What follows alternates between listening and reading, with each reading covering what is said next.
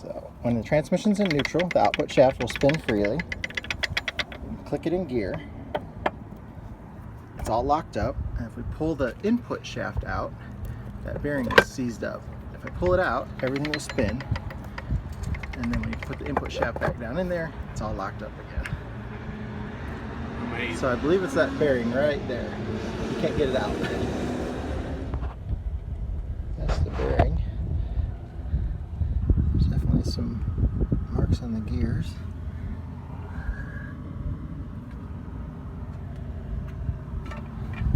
But that bearing has come apart. It's welded and hot.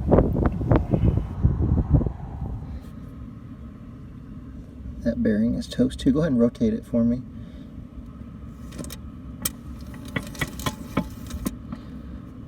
Teeth are pretty jacked up.